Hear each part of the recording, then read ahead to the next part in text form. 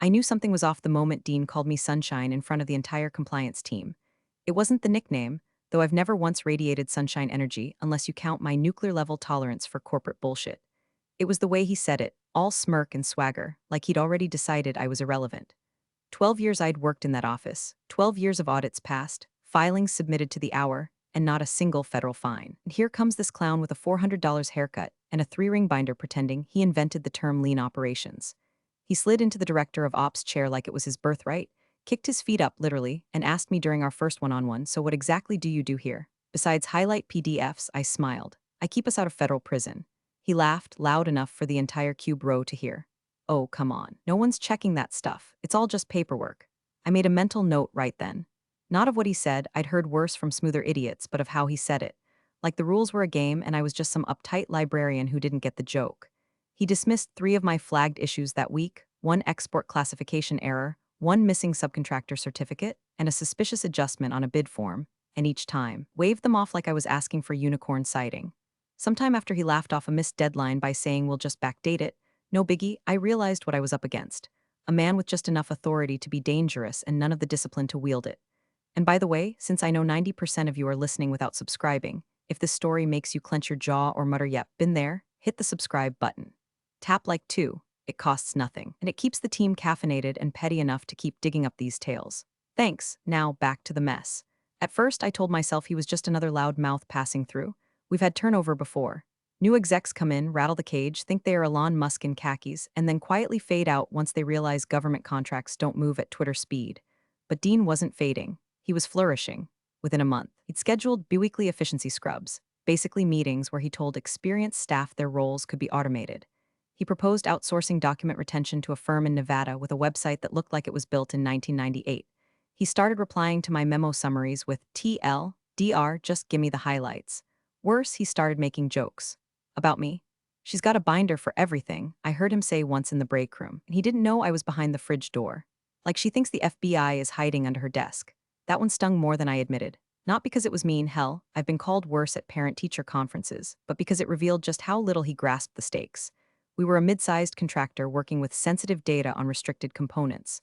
One bad disclosure, one fudged timestamp, and we could be fined into oblivion. I knew that. Our legal team knew that. Even our intern, Gabby, knew that after 1 week of onboarding. But Dean? He just kept smiling and steamrolling like compliance was some optional side quest in his video game of cost-cutting hero. I tried, God help me, I tried to work with him. I documented every flagged item with footnotes and backup files. I sent gentle reminder emails. I looped in our general counsel on escalation threads, even sat through a 3-hour PowerPoint he titled Unclogging Bureaucratic Arteries without audibly groaning. None of it mattered. He'd already written me off. Worse still, the others started following his lead. Not overtly, nobody wants to get caught mocking compliance in a reply-all thread, but subtly. Emails started showing up with fewer attachments. Can you approve this real quick? Became code for don't read it too closely. I got dropped from calendar invites. A couple of directors stopped CCing me altogether. By the end of that quarter, I felt like a ghost in my own office. Present but not included. Still, I kept showing up. I kept documenting, because if I've learned one thing in 12 years, it's that compliance isn't about being liked. It's about being ready when the house of cards falls. And Dean? Dean was building his with gasoline and dental floss. It showed up as a PDF, innocently enough, buried in a weekly compliance packet I'd already reviewed 3 times. The report was labeled Final Export Controls Q2, except it wasn't the final version, not my final version. My original flagged a part number discrepancy, Category 3 Electronics, Sensitive Classification. I put a red box around it in the draft and wrote in bold, needs correction before submission, do not file as is. I even walked it down to Dean's office that day, put it on his desk and said, this needs eyes before it goes anywhere. He nodded while scrolling his phone and said, yeah, I'll look. I guess look meant forward to legal and slapped my initials on it. Because there it was, filed, timestamped 3 days ago with my section scrubbed clean and his name scrawled in digital ink at the bottom. The part number had been quietly changed back to the incorrect one. The report had been submitted, signed, filed, done. I sat at my desk staring at the screen like it had slapped me. You know that feeling when your stomach drops, but you're not scared yet, just confused? Like you missed something, maybe you screwed up. I opened my drafts folder, pulled up the last version I'd edited. Red box, still there, warnings, still bold. Metadata confirmed the time I'd last modified it.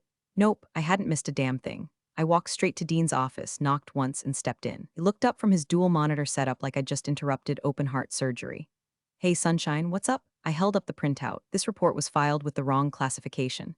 I flagged it. You signed off on it. Did you read the draft I sent? He shrugged. Look, it's all the same paperwork. You're getting worked up over semantics. Semantics? I repeated. You're exaggerating. Nobody checks these things, he said, chuckling like I'd just warned him about Bigfoot. It's not like the feds have time to nitpick line items.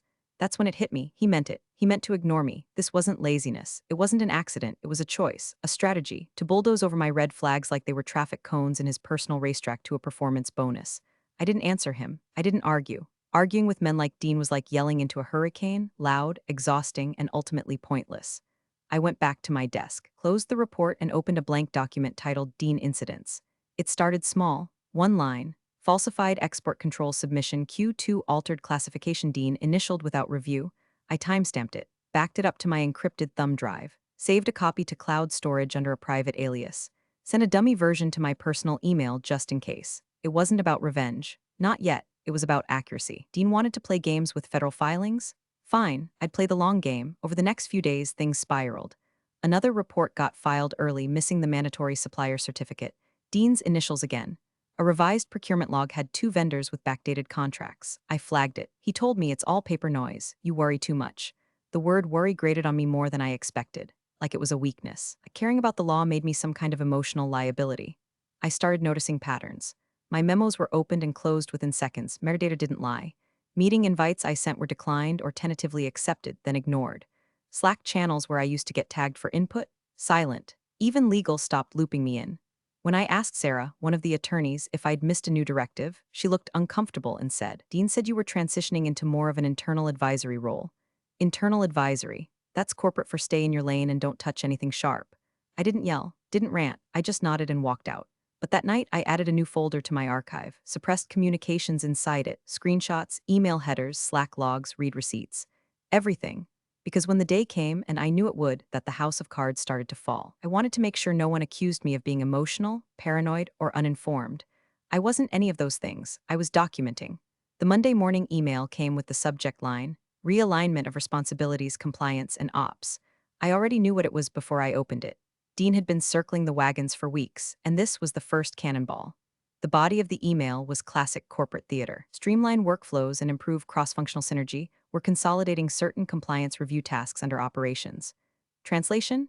Dean was gutting my scope and shoveling my job into the lap of whichever analyst would ask the fewest questions. I scanned the list. Half my duties reassigned. My name nowhere near anything labeled approval authority. No one had spoken to me. No one had asked for input. And the kicker? I was now invited to audit meetings. Optional, non-speaking role, like a ghost invited to her own funeral. So I did what I always do. I documented. I added the email to the Dean incidents log, followed by a screenshot, timestamp, and internal version control tags. I drafted a memo to legal, noting the realignment contradicted our own policy framework, which required 2-point compliance review for any export documentation. Sent it, got no reply. Not even a thanks for the heads up. That was the beginning of what I came to call the quiet erasure. My calendar invites vanished one by one. I stopped getting tagged in threads. I'd walk into meetings only to find they'd been rescheduled without me. At first, I told myself it was an oversight. People were busy. Mistakes happen. Then I got the call from HR. Just checking in, the rep said, her voice oozing passive concern. There's been some feedback that you're maybe too rigid. You know, in your approach, too rigid? She laughed nervously, not in a bad way, just maybe pick your battles a little more. The tone of some of your emails comes across as a little sharp. We're all trying to stay solution-oriented. Pick your battles. Translation, shut up, smile, and let the men who skim PDFs at lunch run the ship into an iceberg. I thanked her, hung up, logged the conversation. Later that week, I was refilling my mug in the break room when I heard Dean's voice from around the corner. He was talking to one of the new contractors, young guy, ex-military, freshly minted MBA, the type who says synergy without flinching. She's got this vibe, man, Dean said, chuckling. Acts like every little box check is national security. Like we're gonna get raided by the feds because she didn't like a font. The contractor laughed. Isn't she like the compliance officer? Exactly. Compliance, not the FBI. She forgets who she works for. He wasn't whispering. He wasn't even trying to hide it. I stood frozen, one hand on the coffee pot, the other shaking ever so slightly. I didn't walk in, didn't make a scene. I just backed away and returned to my desk and added it to the log. Verbal denigration of role third-party witness break room timestamped audio recording. Yeah, I'd started recording too. Not every conversation, but enough. Enough to build a pattern, enough to show intent. I knew where this was headed. I'd seen it before at other companies in other headlines. The slow bleed of credibility, the gaslight campaign. Turn the sharpest woman in the room into the difficult one, the alarmist, the NAR team player. But here's what they underestimated. I wasn't angry. I was methodical. Every ignored memo, every brushed off Slack ping, every let's take this offline, I tracked it. Outside the system. Private cloud. Air-gapped backup, and an encrypted drive hidden in a hollowed-out copy of Gray's Federal Compliance Digest on my bookshelf. Because if they were going to bury me, I'd make sure I left behind a trail so blindingly clear that even the janitor could trace it to the smoking gun. This wasn't paranoia, it was insurance. They announced it during the Thursday all-hands, complete with donuts and cheap applause. The company had secured a new federal contract, Tier 2, multi-year, heavy on restricted components. Everyone in the auditorium clapped like we'd won the lottery. Dean actually fist-pumped and shouted, "We're back, baby," like he'd just sold a used car for full MSRP. I didn't clap. I just sipped my lukewarm coffee and stared at the pie chart on the projector screen, wondering how many of the compliance review steps had been skipped this time. My guess, all of them. By noon, the shared folder went live. Fed Contract 2024 Final V6. Final, of course. There's always a V6 final when Dean's steering the ship. I opened the bid package and scanned the files, BOM list, export control matrices, vendor certifications. It took all of 5 minutes for my stomach to knot. The same mistakes. The same goddamn shortcuts. One part number on the BOM, allegedly dual use but clearly on the restricted list, been downgraded in the control sheet. The vendor cert was dated after the submission file metadata, and the approval memo was a Word doc with no actual approvals, just a pasted JPEG of Dean's signature, complete with a smudge mark like someone had screen snipped it off an old email. It was like watching a toddler hide vegetables under a napkin and swear they ate them. I opened my secure folder and began the drill. Downloaded every file, renamed each with a forensic naming scheme, date, time, source path. Grabbed the file properties for every document, screenshotting modified dates and last author. Then I exported the internal comment history on the export control spreadsheet, just in case someone decided to delete the logs later. I added them all to my timeline, my real timeline. I had been quietly building it for weeks now, a meticulous ledger of events, document alterations, meeting removals, compliance failures, Dean's deflections. Cross-reference by date, action, and file version. At first it had been just for my own sanity. Now it was a dossier. A bulletproof, chronological damning of the exact moment this company decided to treat federal law like a Sudoku puzzle. At 3:37 p.m., I walked into the legal floor to use their high-res scanner. Mine had been reallocated as part of budget cuts, nodded to the usual faces, kept my head down. But then Jenna, the paralegal with the purple hair and a suspiciously encyclopedic knowledge of export clauses, appeared beside me, holding out a fresh cup of coffee. "Thought you might need a refill," she said. I blinked, thanks, but she leaned in just enough to keep her voice low. "If you're documenting," she looked around, then back at me. "Don't stop." My heart skipped, but my face didn't twitch. Just like that, I knew. Someone else had noticed. Someone else had seen the shortcuts, the cover-ups, the way Dean waltzed past due diligence like it was a slow walker at the mall. I took the coffee. "Thanks." She winked, walked off. That night, I stayed late. The office was empty by 6:30, just the hum of the vending machine and the occasional HVAC wheeze. I pulled up the entire contract submission timeline and color-coded the compliance failures. Red, altered documents orange, missing certifications gray, meetings removed from record yellow, Dean's initials with no corresponding review notes. By 8 p.m., I had something terrifyingly clear. A pattern. Dean wasn't just ignoring protocols, he was systematically removing the people who knew the protocols. I wasn't the first. I was just the last one left standing, so I started drafting a cover letter. Not the kind you send to HR or a new employer, the kind you attach to an anonymous submission portal under the Office of Inspector General's Whistleblower tab. The kind that includes phrases like willful negligence and deliberate falsification and material misrepresentation of export classification. I wasn't finished yet. I didn't have the kill shot, but the noose was tightening. And every final version Dean signed just gave me one more knot. It was a Thursday. Again, I don't know why the big ones always landed on Thursdays. Maybe because Dean liked the optics of ending the week on a win. Maybe because he assumed people were too fried by then to notice the blood leaking from the seams. The file landed in my inbox at 4:11 p.m. Subject line, final disclosure, filing no further changes. I clicked it open, fingers already cold before I read a single line. There it was. The part I'd flagged twice. Avionics component previously deemed restricted, now miraculously reclassified to a lower-risk category, like the laws of federal export control had just relaxed. They hadn't. The metadata told a louder story. My comment history deleted, the timestamp scrubbed, Dean listed as last editor. And the form, it bore his initials. Again, no review chain, no sign-off. Just his 3 letters, curled like graffiti at the bottom of a fake permission slip. I stood up and walked. His office door was half shut, like always, a little metaphor for how he ran things. Open enough to pretend he was listening, closed enough to shut you out when it mattered. He looked up from his second monitor where he was playing fantasy football. I swear to God. Hey, Sunshine, he said without even minimizing the screen. What's the panic today? I held the printed form in front of him, pointing to the line item. This classification is wrong. Was wrong 2 weeks ago. It's still wrong now. He blinked like I'd interrupted his karaoke solo. It passed legal review. No, it didn't. I checked. Legal never saw this version. You removed my comment log. You deleted the flagged content and submitted without audit. He leaned back in his chair, laced his fingers behind his head. You're not an auditor, he said, smug as a possum in a chicken coop. You're a speed bump, and I'm trying to get things moving. Something snapped. Not loudly, not visibly. Just a quiet break like the final thread in a stretched-out rubber band. I looked at him for a moment at that smug little smirk and said nothing, not a word. I turned and walked out. By the time I got to my desk, my hands were steady. No shaking, no second guessing. Just a clarity I hadn't felt in weeks. Months, maybe. I plugged in the encrypted drive, booted up my secure session, and opened the folder. Reg flag dossier master. Inside, 47 documents. 12 memos. 9 altered contracts. 6 redacted timelines. 3 doctored certifications. A video clip of Dean bragging in the break room that no one actually reads export reg unless there's a war.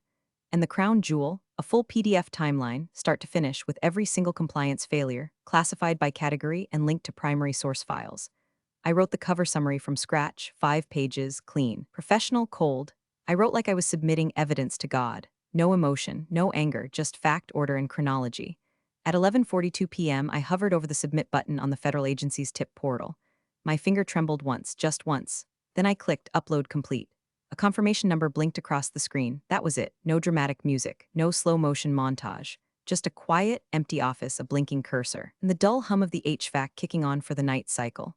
I pulled the blinds, turned off my monitor, and sat in the dark.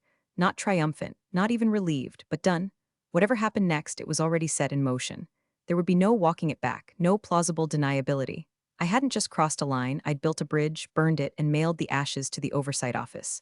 Dean called me a speed bump, but he was about to learn what happens when you treat federal compliance like a speed limit in a school zone, and someone finally calls the cops.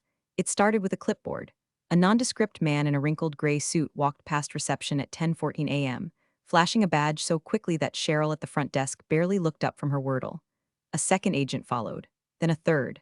No sirens, no dramatic entrance, just a quiet parade of federal presence cloaked in khakis and polite nods. Dean thought they were auditors. I watched from my desk as he strutted down the hall like a game show host, palm out, teeth gleaming. Gentlemen, he said, clapping his hands like they'd arrived to deliver a trophy. To what do we owe the pleasure? The lead agent, older, thin, voice like dry paper, offered a firm shake. Just a routine compliance check-in. Export controls, documentation audits, that kind of thing. Dean chuckled, great timing. We just won a new contract. Our compliance team's been on top of it. Real Boy Scout stuff. He turned and waved at me through the glass wall. Hey, Sunshine, you're up. I stood slowly, smoothed my blouse, and grabbed a notebook already marked with today's date, though I'd written it in last night. Something in my gut had whispered this was coming. Maybe it was the silence after I submitted the report. Maybe it was the HR meeting that had suddenly been rescheduled indefinitely. Or maybe I just knew. You don't walk through fire without smelling smoke afterward. They led us into conference room B, neutral beige, fluorescent lighting that made everyone look vaguely sick. I took the seat farthest from the door. Dean took center stage like it was a TED talk. Agent #1 pulled out a file, asked a few softballs. Walk us through your export classification process. What internal systems do you use for compliance tracking? Dean answered like he'd memorized a script. Acronyms rolled off his tongue like chewing gum. He name-dropped our document management platform and even threw in the word synergize. Then they turned to me. You're the compliance officer on record? Yes. Dean interrupted with a grin, though lately she's been more of a consultant, really. She's very passionate, loves her rulebook. Sometimes gets a bit dramatic, but hey, y'all have our quirks, right? The agent didn't even look at him. He flipped a few pages in his binder, pausing on a heavily tabbed section. My breath caught, but I kept my face still. Page 7. I knew that chart layout. I'd built it myself in Excel, cross-referencing every export control failure under Dean's initials. Miss Winslow, the agent said calmly, can you explain the process behind this particular classification change? He slid the sheet toward me. Dean squinted. That's already been filed. I reviewed it personally. I glanced at the page, nodded once, then looked at the agent. That classification was altered post-review. My original documentation flagged it as restricted under ECN 3A001. The final file miscategorized it as 3A992. The agent raised an eyebrow. And who made that change? Before I could answer, Dean jumped in, laughing. That's semantics. Look, these forms go through a lot of hands. Sometimes someone forgets to update a code. It's not malicious. Nobody's falsifying anything. The agent kept his eyes on me. Was your flagged version ever submitted? No, I said. It It was removed from the shared folder.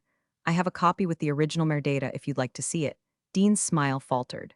Let's not overcomplicate. Agent Hash 2 pulled out a separate packet and began comparing pages side by side. Lead agent jotted something in the margin. No reaction, no raised voice. Just slow, mechanical scribbling like he was already fitting puzzle pieces together. Dean leaned back in his chair, still forcing the smile. Look, she's good at her job. Overly cautious, sure, but that's what you want in compliance, right? Agent Hash 1 didn't answer. Instead, he pulled a fresh form from his folder, my timeline summary. I recognized the layout, the date stamps, sequential structure.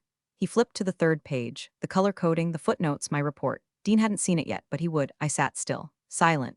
My heart was pounding loud enough to hear in my throat, but I didn't flinch, didn't blink. Just sat there, letting Dean talk himself deeper into the hole he'd been digging since the day he said nobody checks these things. The agents didn't need me to argue. They already had what they came for. The room had cooled. Not temperature-wise, the vents still hissed recycled air overhead, but something had shifted. The agents no longer asked, they presented. The questions turned into confirmations. The tone, flat, final like math. Dean had stopped smiling. His posture had wilted just enough to notice. The overconfident lean replaced with a twitchy kind of uprightness, like his back knew what was coming before his mouth did. His fingers tapped the conference table like a man testing for hollow spots on a floor he'd just built with stolen nails. Agent Hash 1 slid a document across the table. Not a copy. The original. You could tell by the way he handled it, thumb and middle finger on the edge like he was dealing cards that could cut. He flipped it to the second page, turned it slightly toward Dean, and placed a capped pen beside it. Mr. Wexler, he said, not raising his voice. Is this your signature? Dean leaned forward, squinting like a man peering through fog. His eyes danced, first to the page, then to me, then back to the page. Like maybe the signature had been swapped or forged, or maybe if he stared hard enough, it would become someone else's, but it was his. His initials, DW, scribbled in that same lazy, right-leaning tilt he used on coffee order receipts and office birthday cards. He swallowed, nodded. Yeah, that's me. Agent didn't react. He didn't even glance up. He just ran one finger under a specific line of the document, the one Dean had never read, never noticed, never cared about. That line, the agent said calmly, carries a statutory fine of $1.5 million. Silence. It wasn't shocked silence. It was held breath silence, the kind that builds behind courtroom doors and under church roofs just before the verdict hits. The weight of the number dropped like a dumbbell onto the table, heavy and loud despite no sound. Dean blinked once, then again slower like his brain had finally caught up to the gravity in the room. I didn't move, didn't flinch, didn't even shift in my seat. I had imagined this moment more times than I'll ever admit. Wondered if I'd feel something, triumph, satisfaction, even rage. But in that moment, all I felt was alignment. Like a scale finally tipped back into balance after years of leaning crooked. Dean cleared his throat. Hold on, that line wasn't flagged before. Nobody told me. Agent Hash 2 chimed in, monotone and surgical. Section 13C of the Export Control Reform Act mandates review responsibility for any certifying officer whose initials appear on the submission. Your initials appear here, here, and here. He flipped 2 more pages, each one a nail. Dean looked toward legal, as if summoning backup with a glance. But our general counsel wasn't in the room. And even if he had been, I doubt he would have spoken. Because what can you say when the evidence is sitting in front of you, wearing your own handwriting like a noose? The agent clicked his pen closed and folded his hands. Dean finally spoke, softly, less sure now. Look, I didn't know that classification carried that level of penalty. I assumed. Agent Hash 1 cut him off without looking up. We'll discuss assumptions later. Then he turned to me. Miss Winslow, do you have access to the original version of this document prior to classification edits? I nodded once. Yes, his pen hovered. Metadata intact? Yes. Another pause. He jotted something down. That was it. No high five, no gavel bang, no dramatic reveal. Just the truth on paper with receipts. Dean exhaled sharply, like he'd been holding onto some thread of plausible deniability and watched it snap between his fingers. I sat motionless, not cold, not smug, just still. Because when you've been dismissed, ignored, erased, silence becomes your armor, your evidence, your win. Dean looked at me like he finally understood I hadn't been exaggerating. I had simply been documenting. And now the documentation was talking back. Dean's voice cracked first, little warble under the bravado, like a man trying to shout through a mouthful of sand. I mean, look, he said, gesturing vaguely toward the document as if it might suddenly get up and defend him. I didn't realize that line meant that. It was part of the templated language, wasn't it? Legal drafts most of this stuff. I sign hundreds of things a week. Agent Hash 1 didn't blink. Mr. Wexler, he said slowly, the language in question wasn't templated. It was part of the attestation clause. That's not boilerplate, that's federal. Dean's mouth opened, then closed, then opened again like a fish that just realized the tank was empty. He reached for the document and tried to flip back a page. Okay, but nobody told me I was attesting to anything this serious. Ignorance, the agent said, so flatly it felt carved into stone, isn't a defense for falsification. That landed like a gavel. Dean stopped moving. Agents weren't looking for drama. They were looking for pattern, structure, intent. And the evidence, my evidence, had already drawn the outline. Agent Hash 2 cleared his throat and added, "We've received multiple internal tips corroborating document manipulation. Discrepancies between draft and submission timestamps. Classification downgrades inconsistent with review protocol.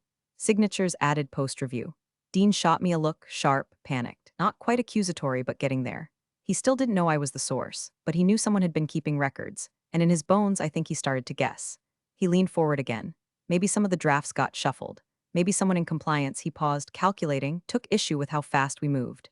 Agent Hash 1 calmly asked, "Was Miss Winslow ever removed from the approval chain on export documentation?" Dean hesitated. "I didn't." "She was," Agent Hash 2 confirmed, tapping the timeline packet based on internal calendar logs and version tracking. The temperature in the room dropped about 5 degrees. Someone must have called upstairs because 10 minutes later our general counsel walked in. Sweating. His face was a color I've only ever seen on raw chicken. He gave me a glance, not apologetic, not accusatory, just defeated. Like he knew this moment had been barreling toward us for months and had finally arrived. He leaned into Dean and whispered something. Dean whispered back. There was a lot of whispering. The agents waited. I did not. I just sat there. Still, steady, unflinching. Because at that point, I didn't need to fight. I didn't need to justify. I didn't need to raise my voice or explain my warnings or recount every time Dean had mocked my obsession with box checking. That part was over. The archive was doing the talking now. Every deleted comment, every replaced spreadsheet, every email I'd blind copied to myself, it was all there, stitched together in a dossier that even the most seasoned in-house counsel couldn't spin. Our GC finally turned to the agents. "We'll need time to fully assess what's being presented." Agent Hash 1 cut him off. "You'll have time. But the regulatory hold is active as of 10 a.m. today. No further export activity until this matter is resolved." Dean looked like he might throw up. Legal looked like he already had. And I didn't move, I didn't have to. Because when you've spent years being erased, underestimated, and overtalked, there's a deep, clean silence in watching your paper trail roll out like a steel spine on the table. No rage, no smugness, just power, documented, time-stamped, immutable, and finally heard. By 1:24 p.m., the news broke. Not internally, publicly. An industry compliance watchdog tweeted out a breaking update. Federal review launched into export violations at mid-sized contractor under Section 13C of ECRA. Regulatory hold issued pending investigation. 3 minutes later, it hit the trade publications. Then the local business journal. Then the inboxes of every procurement officer we'd ever worked with. I watched it unfold like a time lapse of an avalanche. Quiet, then thunderous. Vendors pulling out. Partners pausing negotiations. A polite but panicked all-staff email from the CEO insisting our commitment to transparency and full cooperation with federal regulators. It ended with, "Please refrain from commenting externally or on social media." Dean didn't send any messages. He didn't have access anymore. By 3:07 p.m., the badge scanner outside his office had been deactivated. IT boxed up his computer. HR escorted him out, though not dramatically, just quiet enough to avoid spectacle, but fast enough to tell you they were done pretending. "Administrative leave pending investigation," the internal note said, but everyone knew what that really meant. I walked past his empty office once that afternoon. It felt hollow, like a stage after the curtains had dropped and the set had been wheeled away. The whiteboard still had efficiency wins scribbled on it in red marker. A dried-out Expo pen lay beside an empty protein shake bottle. Nobody touched it. Nobody wanted to. The company's general counsel stopped by my desk before close of business. He didn't sit, didn't smile. He just placed a single manila envelope in front of me. Inside was a printout of the official agency notice confirming regulatory hold status, along with a summary of irregularities under investigation. He didn't speak. He just gave a short nod and left. I didn't open the envelope. I didn't need to. At 6:42 p.m., long after the building had emptied, my screen flashed a new message. Subject line, internal tip submission #C 89327. The body was short. No fluff, just, "Miss Winslow, thank you for your precise and complete documentation. It has been instrumental in our investigation. Respectfully, redacted name, Senior Compliance Agent Office of Export Enforcement." No emojis, no confetti, just confirmation. I forwarded it to my personal inbox, double-checked that the archive had synced to my cloud backup, and disconnected the secure drive. Then I stood. I took one last look around the office where I'd given 12 years, watched compliance be reduced to a punchline, watched integrity get treated like a bottleneck.